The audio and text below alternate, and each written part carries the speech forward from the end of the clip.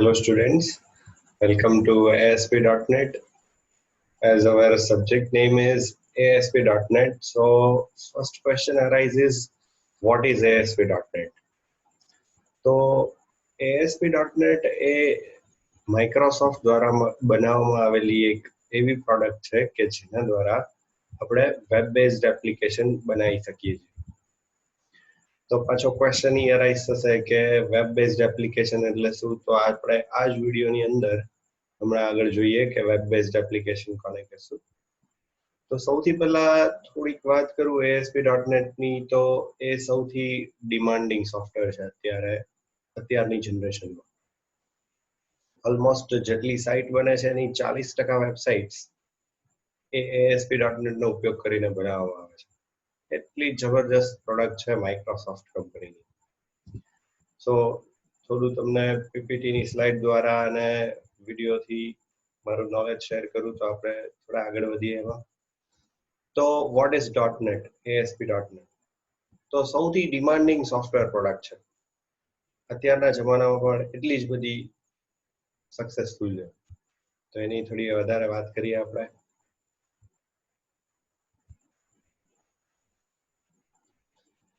So the first question is, what is ASP.NET? ASP.NET is a software product developed by Microsoft. Microsoft company દ્વારા બનાવવામાં આવેલી આ એક પ્રકારની સોફ્ટવેર પ્રોડક્ટ છે. સોફ્ટવેર પ્રોડક્ટ એટલે જેની અંદર આપણે કોડિંગ કરીને કોઈ આઉટપુટ મેળવી શકીએ, તો એને આપણે સોફ્ટવેર પ્રોડક્ટ કહેશું. Basically, ASP.NET is used for creating web-based applications. તો વેબ-બેઝડ એપ્લિકેશન્સ બનાવવા માટે સ્પેશિયલી ASP.NET નો ઉપયોગ થાય છે. તો અહીંયા થોડી વાત કરું તમને વેબ-બેઝડ એપ્લિકેશનની. તો વેબ-બેઝડ એપ્લિકેશન એટલે એવી એપ્લિકેશન કે જે ગ્લોબલી એક્સેસ થઈ શકે. ગ્લોબલી એક્સેસ થવું ઇન ધ સેન્સ કે તમારી પાસે કમ્પ્યુટર હોય અને એની અંદર જો ઇન્ટરનેટ કનેક્ટિવિટી હોય તો તમે તમારી એપ્લિકેશન્સ ગમે તે જગ્યાએ ઓપન કરી શકો છો. ઈ વિધિન સિટી હોય, કન્ટ્રી હોય, ઓર ઇવન એન્ટાયર વર્લ્ડ. તમે કોઈ પણ જગ્યાએ જઈને તમારી પાસે આ બે વસ્તુ હોવી જોઈએ ખાલી: computer, internet connection. So web-based application is accessible for you. બરાબર, થોડી હજી વધારે ચર્ચા કરશું એમાં. તો what is web-based application? થોડીક ડેફિનેશન લખવાની ટ્રાય કરી છે તો સમજીએ. Web-based application means an application that is accessible anywhere there is an internet connection is available. જ્યાં ઇન્ટરનેટ કનેક્શન અવેલેબલ હોય, ઇવન કમ્પ્યુટર તો હોવું જ જોઈએ, ઇન્ટરનેટ કનેક્શન અવેલેબલ હોય તો ત્યાં તમે આવી વેબ બેઝડ એપ્લિકેશન છે એને એક્સેસ કરી શકો છો. તો મિત્રો, આવી વેબ બેઝડ એપ્લિકેશન બનાવવા માટે આપણે ASP.NET સોફ્ટવેરનો યુઝ કરશું. થોડું આગળ જોઈએ. એની અગેન્સ્ટમાં આવે વિન્ડો બેઝડ એપ્લિકેશન. આ વિન્ડો બેઝડ એપ્લિકેશન છે ને, એ આપણા .NET ની સાથે એને કોઈ લેવા દેવા નથી, પણ છતાંય હું થોડુંક સમજાવી દઉં તમને કે વિન્ડો બેઝડ એપ્લિકેશન એટલે શું. તો કે વિન્ડો બેઝડ એપ્લિકેશન એટલે એવો સોફ્ટવેર કે જે સિંગલ પીસી માં વર્ક કરે, જે નેટવર્ક થી જોડાયેલો ન હોય, એવો એક જ કમ્પ્યુટરમાં ચાલે એવો સોફ્ટવેર, એને આપણે વિન્ડો બેઝડ એપ્લિકેશન કહેશું. એક નાનું એવું એક્ઝામ્પલ આપણને ટ્રાય કરું તો આપણે મેડિકલ સ્ટોરમાં જઈએ અને આપણને જે બિલ બનાવીને આપે છે, તો ઈ એના જે સોફ્ટવેર થ્રુ પ્રિન્ટ કાઢે ને, તો ઈ સોફ્ટવેર છે ને એને આપણે વિન્ડો બેઝડ એપ્લિકેશન કહેશું. તો હવે થોડી ડેફિનેશન પોઈન્ટ ઓફ વ્યૂ થી વાત કરું તો what is window based application? Window based applications are applications that can be accessible on single computer. માત્ર ને માત્ર એક જ કમ્પ્યુટરમાં એક્સેસિબલ થઈ શકે એવી એપ્લિકેશન એને વિન્ડો બેઝડ એપ્લિકેશન કહેશે. ગ્લોબલી કનેક્ટેડ ન હોય, આ એપ્લિકેશન. ગ્લોબલી કનેક્શન માટે કઈ આપણી વેબ બેઝડ એપ્લિકેશન. અને ઈ વેબ બેઝડ એપ્લિકેશન બનાવવા માટે જે સોફ્ટવેર વપરાય એને આપણે ASP.NET કહીશું. તો આ એક થોડોક વિન્ડો બેઝડ એપ્લિકેશનનો એક અલગ પોર્શન હતો, બટ તો એ થોડું આપણે લઈ લીધું આ ડિસ્કશન માટે. Window based application can not be accessible globally, કારણ કે એ એક જ પીસી માં ચાલતી એપ્લિકેશન છે, તો એ ગ્લોબલી એક્સેસિબલ નથી. તમે કોઈ પણ જગ્યાએ એ એપ્લિકેશનનો ઉપયોગ કરી શકશો નહીં. Microsoft provides some of the softwares that are used for making window-based application. Microsoft company છે એ આવા વિન્ડો બેઝડ એપ્લિકેશન પ્રોવાઈડ કરતા સોફ્ટવેર પ્રોવાઈડ કરે છે. જેમ કે તમને લોકોને ખબર છે કે તમે ફોર્થ સેમમાં ભણી ગયા C#.NET. C#.NET થી એપ્લિકેશન જે બનાવે એમાં આપણે કોન્સોલ એપ્લિકેશન બનાવતી હતી અને વિન્ડો બેઝડ એપ્લિકેશન બનાવતી. તો એમાં કોન્સોલ બેઝડ એપ્લિકેશન હોય એમાં ખાલી GUI ગ્રાફિક્સ એ લોકોએ એડ નથી કરેલું, પણ વિન્ડો બેઝડ એપ્લિકેશનમાં GUI ગ્રાફિક્સ સાથે તમને આન્સર મળે છે. પણ તમે જોજો કે એ સર્વરમાં કે અપલોડ કરવાની નહીં આવે. C# ની કોઈ પણ એપ્લિકેશન સર્વરમાં અપલોડ કરવાની વાત આવશે, ઇન્ટરનેટ ઉપર મૂકવાની વાત આવશે, એટલે વેબ બેઝડ એપ્લિકેશન ની વાત આવશે. અને ઈ વેબ બેઝડ એપ્લિકેશન જેના થ્રુ બને એને આપણે ASP.NET કહેશું. બરાબર? તો સૌથી પહેલા થોડું ઘણું ઇન્ટ્રોડક્શન મેં આપેલું. તો ASP.NET આપણને પહેલા તો ફૂલ ફોર્મ યાદ રહેવું જોઈએ, active server page network. Active server page network એનું ફૂલ ફોર્મ છે. ક્યારેક પણ એક માર્કમાં ગમે ત્યાં આવી શકે. ફૂલ ફોર્મ તો ઇવન આપણને આવડવું જ જોઈએ. નંબર 2 ઇમ્પોર્ટન્ટ વાત શું હતી અત્યાર સુધીની તમને કહી દઉં ફરી વખત ફટાફટ. તો સૌથી પહેલા તો .NET છે એ વેબ બેઝડ એપ્લિકેશન બનાવવા માટે યુઝ થાય છે. વેબ બેઝડ એપ્લિકેશન, બરોબર છે. અને ત્યાર પછી કઈ કંપનીની પ્રોડક્ટ છે એ પણ ક્વેશ્ચન અરાઇઝ થઈ શકે એવો છે. તો કઈ કંપનીની પ્રોડક્ટ? Microsoft company. એક્ઝેક્ટ બરોબર આન્સર આપ્યો છે, માઇક્રોસોફ્ટ કંપની. ત્યાર પછી વિન્ડો બેઝડ એપ્લિકેશન ની થોડી વાત કરી. તો C#.NET છે એ વિન્ડો બેઝડ એપ્લિકેશન છે કે જેના થ્રુ તમે લોકલ એપ્લિકેશન્સ બનાવી શકો છો.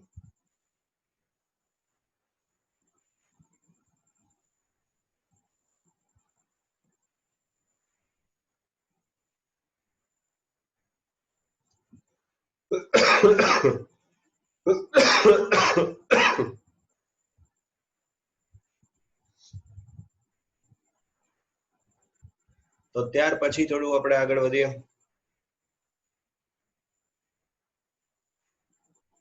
બ્રીફ ઇન્ટ્રોડક્શન આપું તમને. થોડી મેં વાત તો કરેલી જ છે, પણ એકની એક વસ્તુ થોડી રિપીટ કરવામાં ફાયદો એ છે કે તમને જેટલી વખત એ વસ્તુ સંભળાશે ને એટલી ઝડપથી એ વસ્તુ યાદ રહી જશે. સો જોઈએ brief introduction of ASP.NET. ASP.NET નું બ્રીફ ઇન્ટ્રોડક્શન. તો સૌથી પહેલા આવે first of all we have to know the full form of ASP.NET. હમણાં જ મેં વાત કરી હજી જસ્ટ 2 મિનિટ પહેલા કે ASP.NET નું ફૂલ ફોર્મ શું હોઈ શકે છે. તો active server page network. Active server page network એનું ફૂલ ફોર્મ છે, યાદ રાખી લેજો. 1-2 માર્કમાં કોઈ પણ જગ્યાએ પૂછી શકે છે, ઇન્ટરવ્યુમાં કંઈક ગમે ત્યાં પૂછાઈ શકે છે. ASP.NET is an application that is used for making web-based applications or website. Web-based applications or website બનાવવા માટે સ્પેશિયલી ASP.NET નો યુઝ થાય છે. Now question arises, what is website? Website એટલે શું?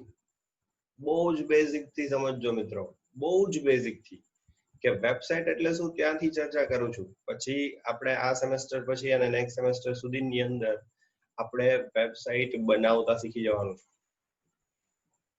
તો પહેલે જ વખત આ પહેલા જ લેક્ચરમાં અત્યારથી હું વાત કરું છું કે વેબસાઇટ શું છે, ત્યારથી માંડીને બધી વસ્તુ કહીશ તમને. તો website is a collection of web pages. Web pages નું કલેક્શન એને આપણે કહેશું વેબસાઇટ. બસ એક્ઝેક્ટ બરોબર છે તમારો ક્વેશ્ચન, એકદમ પરફેક્ટ પ્રોપર ટાઈમે છે. તરત બીજો ક્વેશ્ચન આવ્યો કે વોટ ઇઝ વેબ પેજ. તો આપણી નેક્સ્ટ સ્લાઇડ જોઈએ એના માટે.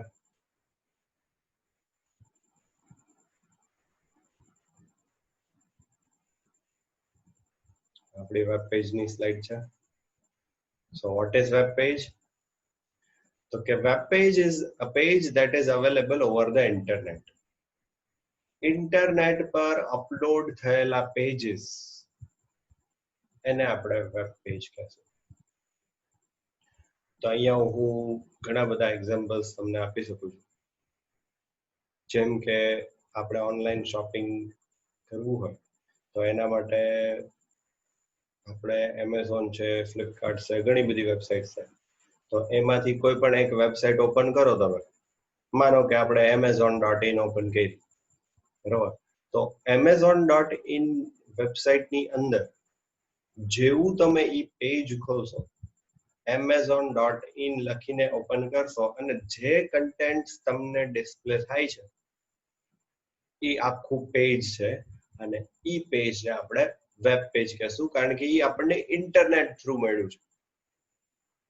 ઇન્ટરનેટ કનેક્શન અવેલેબલ ન હોય તો amazon.in વેબસાઇટ એક્સેસ થાય નહીં. હા, પછી એની અંદર થોડી વધારે વાત કરું તો આપણે શું શોપિંગ કરવું. માનો કે ક્રિકેટ બેટ નું શોપિંગ કરવું હોય તો આપણે શું કરશું, એની કેટેગરીઝમાં જઈશું. કેટેગરીઝની અંદર સ્પોર્ટ્સ સિલેક્ટ કરશું. સ્પોર્ટ્સની અંદર સ્પોર્ટ્સ રિલેટેડ ઇક્વિપમેન્ટ્સ હશે, ઈ પેજ ઓપન કરશું. તો ઈ ક્લિક કરો છો, એના ઉપર જ્યારે ક્લિક કરો છો ત્યારે જે પેજ ઓપન થાય છે, again it is a web page. તો હવે સમજી શકાય એવું છે. માનો કે કોઈ ગ્રોસરી જોતી હોય તમારે, કે કોઈ ક્રિકેટ બોલ જોતો હોય, ક્રિકેટ બેટ જોતું હોય, ટેનિસનું રેકેટ જોતું હોય, ક્લોથ્સ જોતા હોય, ટી શર્ટ્સ જોતા હોય, સ્પેક્સ જોતા હોય, તો આ દરેક વસ્તુ માટેની અલગ અલગ કેટેગરીઝ છે અને ઈ કેટેગરીઝની અંદર એના અલગ અલગ પેજીસ આપવામાં આવેલા છે. તો બસ આ બધા પેજીસ છે ને એનું collection that is called website. તો website again is a collection of web pages. Web pages બધા ભેગા થઈને બને એને કહેશું વેબસાઇટ. તો ફરી વાર થોડી ડેફિનેશનના સ્વરૂપમાં વાંચીએ કે what is web page? Web page is a page that is available over the internet. Internet connection હોવું કમ્પલસરી છે. જો નેટ નહીં હોય તો ચાલશે નહીં. હવે ઇન્ટરનેટ વર્ડ આવ્યો તો પાછી થોડીક વાત કરી દઉં કે internet itself is a short form. તો શું થશે ફૂલ ફોર્મ ઇન્ટરનેટનું? International network. ઇન્ટરનેટ છે એ પોતે એક શોર્ટ ફોર્મ છે, એનું ફૂલ ફોર્મ છે ઇન્ટરનેશનલ નેટવર્ક. યાદ રાખશું બધા. પછી સેકન્ડ પોઈન્ટ છે all the pages available over the internet are called the web pages. ઇન્ટરનેટ ઉપર રહેલા તમામ પેજીસ એ બધા પેજીસને આપણે વેબ પેજ કહીશું.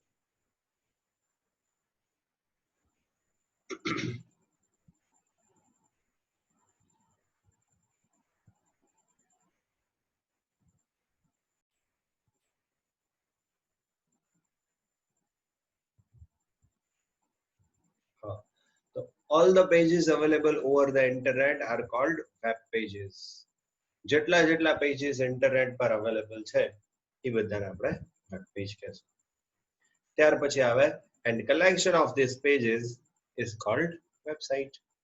આ બધા પેજીસ જ્યારે ભેગા કરવામાં આવે ત્યારે એક વેબસાઇટ બને. ત્યાર પછી આગળ વધીએ.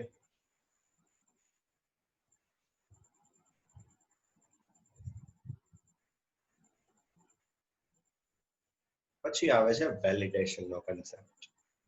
તરત જ ASP.NET ની અંદર બહુ જ સિલેબસ વાઇઝ કન્ટેન્ટ લીધેલું છે, તો આ બધી નાની નાની વસ્તુ બહુ જ કવર કરવા જેવી છે. વેલિડેશન એટલે શું તમને સમજાવું. વેલિડેશન એટલે કન્ડિશન. કોઈ પણ પ્રકારની કન્ડિશન જ્યાં આવે તો એને આપણે વેલિડેશન કહેશું. બહુ બધા બેઝિક એક્ઝામ્પલ્સ તમને આપીશ એટલે જેથી જલ્દીથી તમને વેલિડેશનનો કન્સેપ્ટ ક્લિયર થાય. તો પહેલા તો જોઈએ validation means condition. Anything what you check is called validation. Like salary must be between 20,000 to 60,000. 20,000 થી 60,000 વચ્ચે જ સેલેરી હોવી જોઈએ. આવું એક પ્રકારનો આપણો રૂલ કે જે ક્યારેય ક્રેક થવો જોઈએ નહીં. એક પ્રકારની આપણી કન્ડિશન. તો આવી કન્ડિશનને વેલિડેશન તરીકે ઓળખશું. એમાં મેં 2-3 એક્ઝામ્પલ લીધા છે, પછી પાછા અમુક એક્ઝામ્પલ બીજા પણ કહું છું. તો એજ should be greater or equal to 18 and lesser or equal to 60. 18 વર્ષ કે તેથી વધારેની ઉંમર અને 60 કે તેનાથી ઓછી ઉંમર. તો આ એક પ્રકારની આપણે કન્ડિશન સેટ કરી. આવી આપણી જરૂરિયાત પ્રમાણે આપણે કન્ડિશન સેટ કરી શકીએ છીએ. હમણાં હું તમને કહું, તમે ફોર્મ ભરતા હોય ત્યારે પણ તમે જોયું હશે, જ્યારે ઓનલાઈન ફોર્મની એન્ટ્રીઝ કરતા હોય ત્યારે પણ જોયું હશે કે અમુક ફિલ્ડ છે ને રિક્વાયર્ડ, તમારે કમ્પલસરી એની અંદર ડેટા નાખવો પડે. એન્ટ્રી નો થાય ટેક્સ્ટ બોક્સની અંદર ત્યાં સુધી ઈ પેજ સબમિટ થાય નહીં. તો ઈ જે વસ્તુ છે એને આપણે વેલિડેશન કહેશું. વેલિડેશન એટલે શું કે ઈ લોકોના રૂલ છે, વી હેવ ટુ ફોલો. ઈ લોકો એવા રૂલ બનાવેલા છે કે આપણે કમ્પલસરી ફોલો કરવા પડે, એના વગર ન ચાલે. ASP.NET supports many different types of validation controls. તો ASP.NET છે આવા ઘણા બધા કંટ્રોલ્સ પ્રોવાઈડ કરે છે કે જે તમે વેબસાઇટ બનાવતી વખતે ઉપયોગમાં લઈ શકશો. અહીંયા થોડી એવી વાત આવે એ કરી દઉં કે PHP જે તમે શીખેલા છો, PHP ની અંદર પણ વેલિડેશન કંટ્રોલ્સ મૂકી શકાય છે. PHP ની અંદર પણ વેલિડેશન કંટ્રોલ્સ મૂકી શકાય છે, પણ એની અંદર કોડિંગ વધારે કરવું પડે છે. જ્યારે અહીંયા ASP.NET માં માઇક્રોસોફ્ટે બહુ સરસ ફેસિલિટી આપી છે. ડાયરેક્ટ ડ્રેગ એન્ડ ડ્રોપ કરીને મૂકવાના કંટ્રોલ્સ. એક લાઈનનું પણ કોડિંગ કરવાનું નહીં આવે. હમણાં આપણે જોઈએ અલગ અલગ પ્રકારના વેલિડેશન કંટ્રોલ્સ, એમાં હું તમને કહીશ. તો direct drag and drop tool box available છે, ટૂલ બોક્સ ની અંદર ઈ કંટ્રોલ અવેલેબલ છે, ડાયરેક્ટ ડ્રેગ કરીને ડ્રોપ કરી દેવાનો, ધેટ્સ ઇટ, કામ પૂરું. 2-3 પ્રોપર્ટી ખાલી સેટ કરવાની આવશે, એ આપણે આગળના વિડીયોઝમાં જોશું. બહુ ઈઝી છે, બહુ સરળ છે. જેને .NET માં આગળ ઇન્ટરેસ્ટ હોય બહુ મજા આવશે. એક વખત ઇન્ટરેસ્ટ પડશે ને પછી બહુ મજા આવે એવું ફીલ્ડ છે. આગળ વધીએ.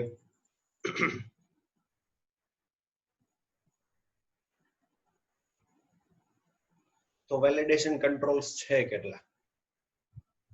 તો ASP.NET છે એ ટોટલ 6 વેલિડેશન કંટ્રોલ સપોર્ટ કરે છે. 6 different validation controls are there in ASP.NET.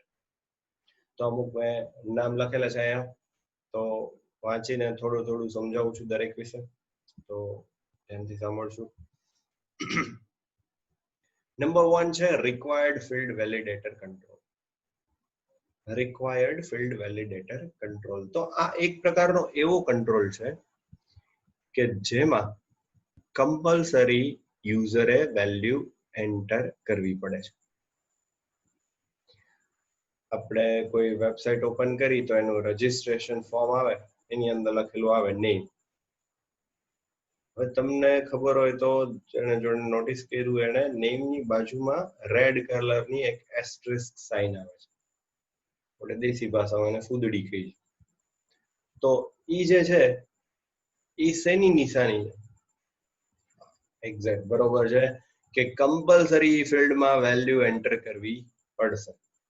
E field તમે ખાલી રાખી શકશો નહીં. તો એક્ઝેક્ટલી એના માટે જ ASP.NET એ રિક્વાયર્ડ ફિલ્ડ વેલિડેટર કંટ્રોલ આપેલો છે આપણને. એક પણ લાઈનનું કોડિંગ નહીં આવે, હજી તમને કહું છું, એક પણ લાઈનનું નહીં. PHP માં ભલે ઘણું બધું કોડિંગ કરવું પડે, બટ .NET ની અંદર કોડિંગ કરવાની જરૂર પડશે નહીં.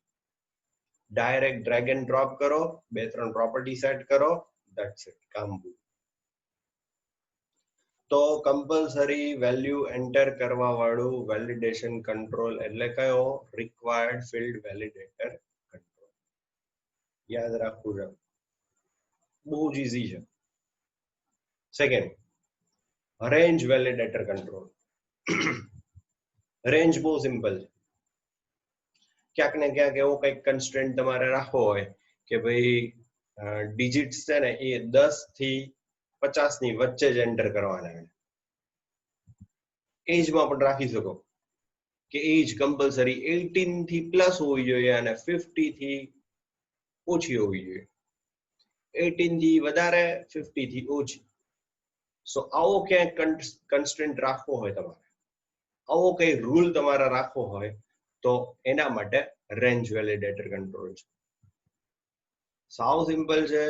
પ્રોપર્ટી સેટ કરશું તો ઈ ટેક્સ્ટ બોક્સ ની અંદર તમે જે રેન્જ નક્કી કરી હશે એને ધ્યાનમાં રાખીને જ ઈ એન્ટ્રી કરવા દેશે. થોડુંક એવું વધારે સમજાવું એની અંદર, તો જો તમે એની રેન્જ 10 થી લઈને 50 સેટ કરેલી હોય તો તમે કમ્પલસરી 10 થી લઈને 50 સુધીની જ વેલ્યુ એન્ટર કરી શકો છો. 10 કરી શકો છો અને 50 પણ કરી શકો છો. એટલે લોઅર લિમિટ અને અપર લિમિટ ઈ બંને એની અંદર આવી જશે. વચ્ચેના કોઈ પણ નંબર્સ ચાલશે. પણ જેવો યુઝર 8 નંબર પ્રેસ કરશે અને બહાર નીકળવાની ટ્રાય કરશે ઓર સબમિટ કરવાની ટ્રાય કરશે તો સબમિટ કરવા દેશે નહીં. કેમ? તો કે એ આપણી રેન્જની બાઉન્ડ થઈ જાય છે. તો એના માટેનો કંટ્રોલ છે range validator control. Validation condition check કરે છે ત્યાં. ત્યાર પછી નંબર 3 આવે છે regular expression validator control. Regular expression validator control શું છે? તો કે સ્પેશિયલી તમારું ઈમેલ એડ્રેસ સાચું છે કે નહીં, તમારે ઈમેલ એડ્રેસની એન્ટ્રી કરવાની આવશે છે, તો ઈ સાચું છે કે નહીં ઈ ચેક કરવા માટેનું એક વેલિડેટર કંટ્રોલ છે. કયું? ફરી વખત ના, હું 2-3 વખત બોલું છું જેથી કરીને યાદ રહે આપણને. રેગ્યુલર એક્સપ્રેશન વેલિડેટર કંટ્રોલ યાદ રાખી લો ખાસ. ઈમેલ એડ્રેસ સાચું નાખવા માટે રેગ્યુલર એક્સપ્રેશન વેલિડેટર કંટ્રોલ. પછી આવે છે compare. Next number 4 is compare. અચ્છા, થોડી હજી વાત કરી દઉં રેગ્યુલર એક્સપ્રેશનમાં કે એમાં કેવી કેવી વસ્તુ ચાલે. તો કે તમે @ છે એ જો ન મૂકી હોય તો તમને આગળ નહીં વધવા. ડોટ જો કરવાનો જ ભૂલી ગયા હોય તમે તો તમને આગળ નહીં વધવા. ટૂંકમાં સાચું ઈમેલ એડ્રેસ રાખવા માટેના જે રૂલ્સ છે એ કમ્પલસરી ફોલો કરવા પડશે. તો આના માટેનો જે વેલિડેટર કંટ્રોલ છે એને આપણે રેગ્યુલર એક્સપ્રેશન વેલિડેટર કંટ્રોલ કહીશું. ક્લિયર થવું જોઈએ થોડું ઘણું, એવું હું માનું છું કે થોડું ક્લિયર થતું હશે બધું. છતાંય આપણે ફરી વખત આપણા રિવિઝન સેશન ગોઠવશું, એની અંદર બધી વસ્તુ ફરી વખત ક્લિયર કરશું. બંને એટલું સમજવાની ટ્રાય કરો. પછી આવે છે next is compare validator. So compare validator control એટલે કેવો કંટ્રોલ કે જેમાં બે વસ્તુનું કમ્પેરિઝન થાય. પહેલા ટેક્સ્ટ બોક્સમાં નાખેલી વેલ્યુ બીજા ટેક્સ્ટ બોક્સ સાથે કમ્પેર કરશે અને જો પહેલામાં જે વેલ્યુ નાખેલી છે ઈ જ વેલ્યુ જો બીજા ટેક્સ્ટ બોક્સમાં તમે નાખેલી હશે, બે એક્ઝેક્ટ મેચિંગ હશે તો અને તો જ આગળ વધવા દેશે.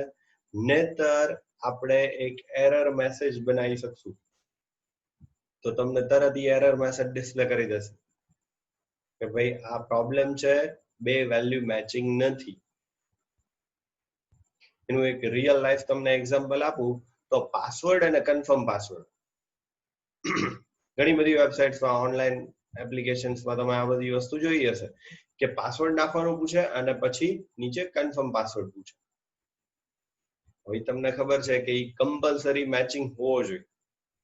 ઇવન એના કેસ પણ મેચિંગ હોવા જોઈએ. સ્મોલ કેપિટલ લેટર્સ પણ મેચિંગ હોવા જોઈએ.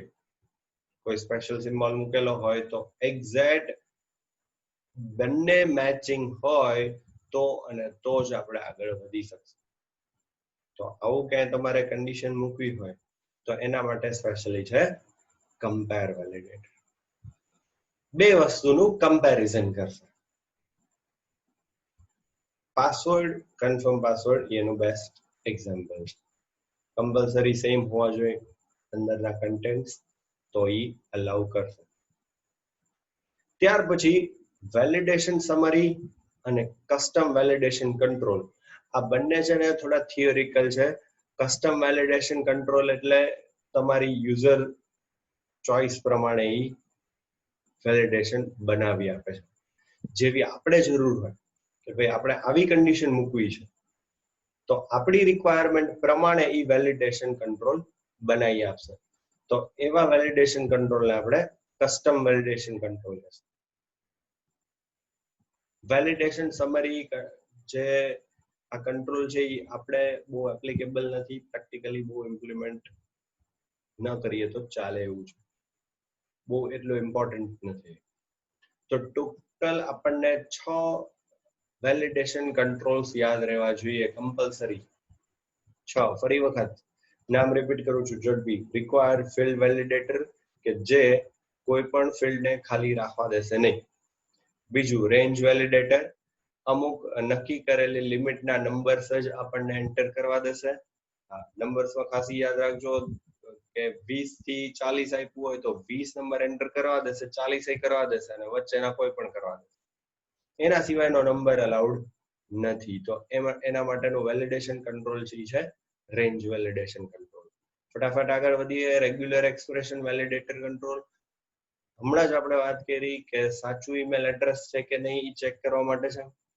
@ સાઇન છે, ડોટ છે, ડોટ પછી 3 ડિજિટ્સ ઓર એના જે કઈ વેલિડેશન હોય એ પ્રમાણે નાખેલું છે કે નહીં. તો એ કંટ્રોલ છે એ રેગ્યુલર એક્સપ્રેશન વેલિડેટર કંટ્રોલ. ટૂંકમાં રેગ્યુલર એક્સપ્રેશન આવે એટલે તમારા માઇન્ડમાં ઈમેલ એડ્રેસ આવવું જોઈએ. તો ઈમેલ એડ્રેસ ચેક કરવા માટે. નંબર 4 છે કમ્પેર વેલિડેટર. કમ્પેર વેલિડેટર એટલે ફરી વખત પાસવર્ડ અને કન્ફર્મ પાસવર્ડ એક્ઝેક્ટ કેસ સાથેના બે મેચિંગ ટેક્સ્ટ બોક્સ હોય તો અને તો જ આપણને અલાઉડ કરશે. પ્રેક્ટિકલી હજી હું તમને બતાવીશ ત્યારે થોડું વધારે ક્લિયર થશે.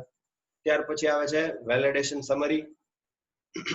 વેલિડેશન સમરી બહુ પ્રેક્ટિકલી ઇમ્પોર્ટન્ટ નથી. And number 6 is custom validation control. Custom validation control એટલે એવો કંટ્રોલ કે જેની અંદર આપણે આપણી ચોઇસ પ્રમાણેનું કોઈ પણ જાતનું વેલિડેશન મૂકી શકીએ છીએ.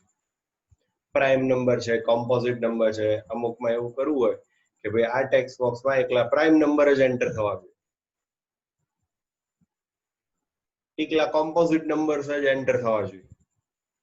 તો આ આપણી ચોઇસ છે.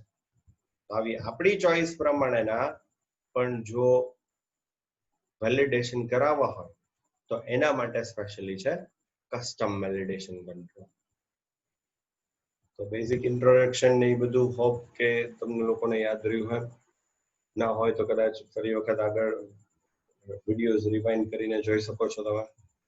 અને એક વખત થોડું રિવાઇઝ કરાવવાની ઈચ્છા છે તો ફટાફટ જોઈ લે. આપણે સ્લાઇડ્સ બહુ ફેરવશું નહીં, ફટાફટ હું તમને કહી દઉં તો સૌથી પહેલા તો પ્રશ્ન એ આવે કે ASP.NET છે શું? તો ASP.NET છે એ સોફ્ટવેર પ્રોડક્ટ છે, સૌથી ડિમાન્ડિંગ અત્યારના જમાનાની એકદમ ટ્રેન્ડિંગ પ્રોડક્ટ છે. ઓલમોસ્ટ 40% વેબસાઇટ્સ છે મેં હમણાં કીધું એ પ્રમાણે કે ASP.NET ની અંદર બને. ત્યાર પછી ફટાફટ વાત કરી કે ફૂલ ફોર્મ. યસ, ઝડપી. શું થશે? બરોબર, એકદમ perfect. Active server page network. ત્યાર પછી ઝડપથી આગળ વધીએ કે શેના માટેનો સોફ્ટવેર છે? તો વેબ બેઝડ એપ્લિકેશન ક્રિએટ કરવા માટે. વેબ બેઝડ એપ્લિકેશન એટલે શું? Website, right. ત્યાર પછી પાછો ક્વેશ્ચન અરાઇઝ થાય કે વોટ ઇઝ વેબસાઇટ? તો website is a collection of web pages. Very very good.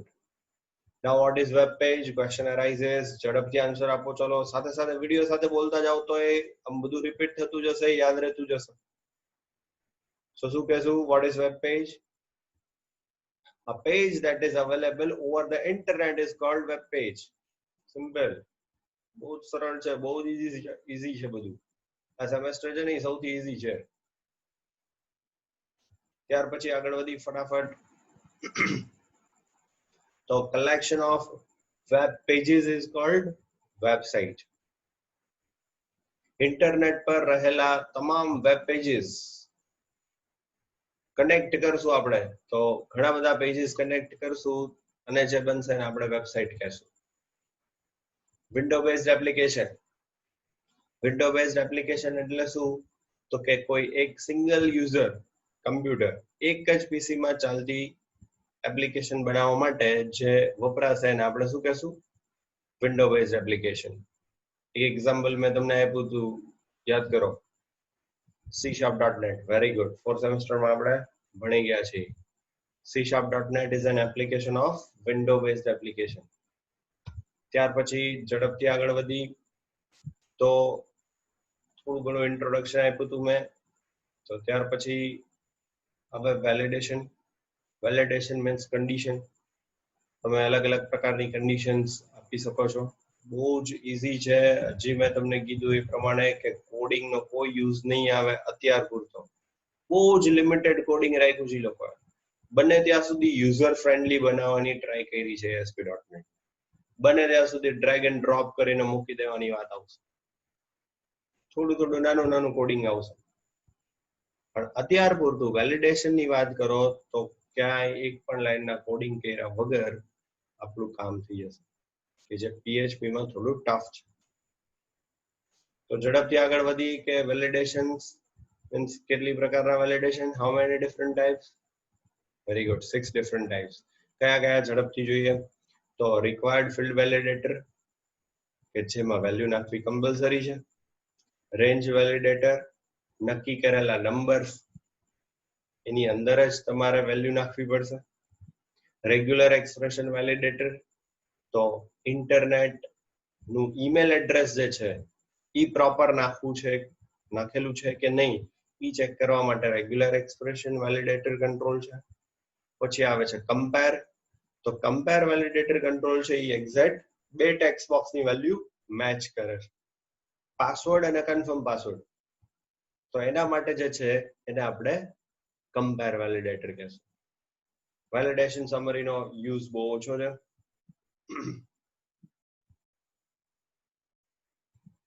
Practically બહુ યુઝ નહીં થાય. અને લાસ્ટ છે કસ્ટમ વેલિડેશન કંટ્રોલ. આપણે આપણી ચોઇસ પ્રમાણેનું કોઈ વેલિડેશન મૂકવું હોય તો એના માટે સ્પેશિયલી કસ્ટમ વેલિડેશન કંટ્રોલ નો યુઝ થાય. તો hope you all are enjoyed our session. Next session આપણે જોઈએ